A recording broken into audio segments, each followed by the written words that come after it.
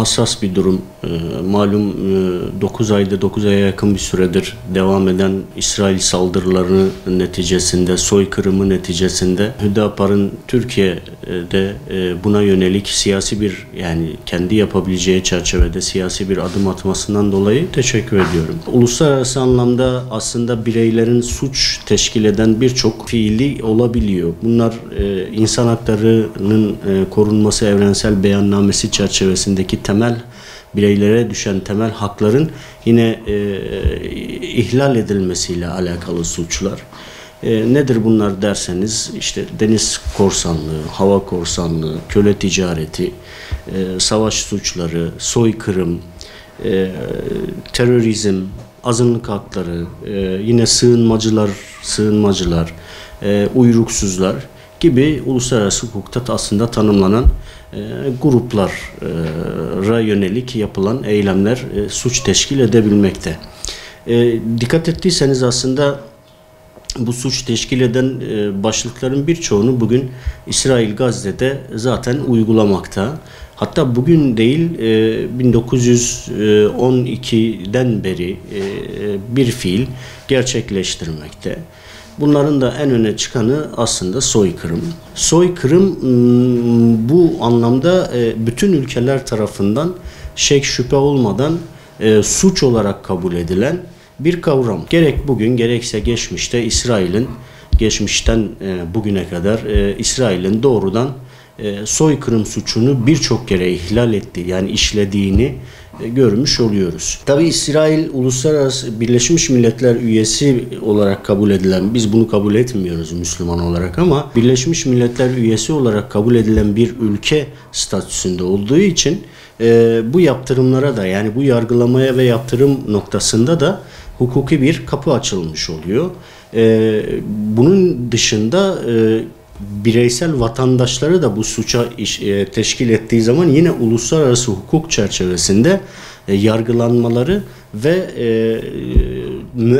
yargılanma sonucunda müeyyidelere tabi olmaları söz konusu olabiliyor. Soykırım üzerinde mutabık kalınan uluslararası soykırım suçunun önlenmesi ve cezalandırılması sözleşmesi çerçevesinde madde 3.5'te özellikle bireylerin yönetici olmasın veya işte asker olsun, modern şimdiki konumuza binaen asker olmasın, isterse sivil olsun, bu suçu işlemiş olduğu bu suça dahil olması müeyyideyi gerektiren bir konu. Uluslararası anlamda ilk adımı atan aslında Güney Afrika'ydı malumunuz.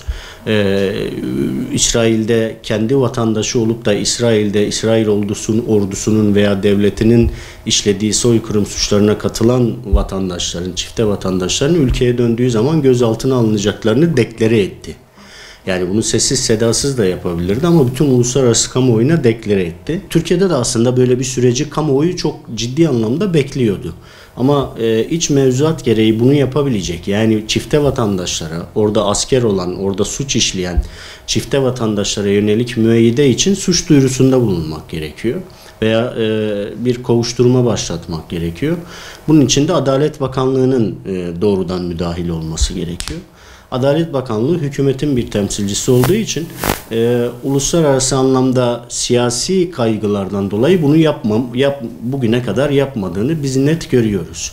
Aslında hükümete buradan bir halk olarak eleştiri de yapacak olursak birçok konuda halkın tepkisi gelmeden, bir şeyler ortaya çıkmadan adım atılmadı. Siyasi kaygılar veya sair sebeplerden dolayı.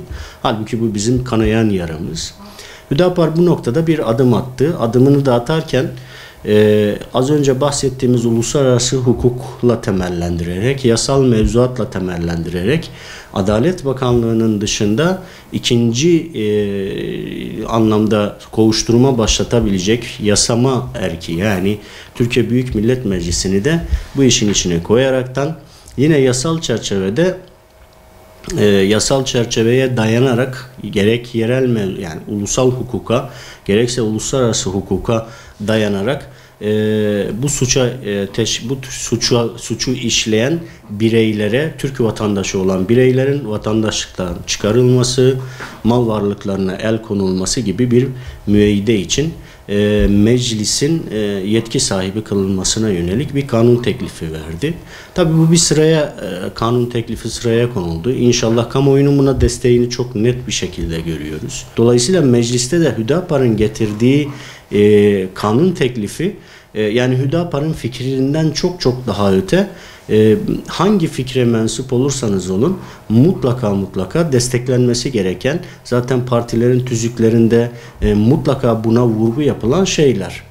Fakat ne yazık ki Hüdapar bu şeyi getirir getirmez, kanun teklifini getirir getirmez hemen yereldeki, yani yerelde de ulusal basında özellikle bazı haberler ortaya çıktı. Hüdapar'ın bu şeyi manipüle etmeye dair. Hüdapar'ın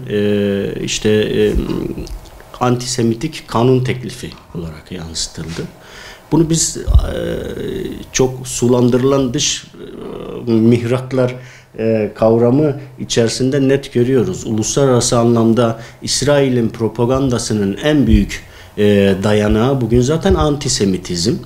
Fakat orada bir antisemitik bir durum söz konusu değil. Bilakis soykırımı gerçekleştiren bireysel suçlara yönelik bir yaptırım talebi söz konusu. Bugün 20 bin dolayında Türkiye'de çifte vatandaş, yani hem İsrail vatandaşı hem Türkiye vatandaşı mevcut. Hüdapar şunu söylemiyor veya bu teklifi destek verenler, bu yaradan muzdarip olanlar, bu 20 bin vatandaşın hepsi cezalandırılsın denmiyor. Oraya giden, İsrail'e giden, doğrudan giden 4000 civarında bir İsrail askeri olarak gönüllü hizmet veren 4000 civarında bir Yahudi askere yönelik bireysel suçların cezalandırılması talebi var. En başta uluslararası anlamda Müslüman ülkelerin, yani Türkiye'de kanunlaşırsa Müslüman ülkelerin inşallah hemen ardında bunu takip etmesi ve bu seyri gerçekleştirmesi konu çerçevesinde en azından Gazze'deki soykırım açısından bir farkındalıktan daha ziyade bir müeyyidenin bu insanları beklediğini ve bu soykırımı engellemeye dönük bir adım olmasını sağlayacaktır diye düşünüyorum. Elini vicdanına koyan herkes bu kanun teklifine zaten evet oyu verecektir. Vermeyenlerin insanlığından şüphe ederim.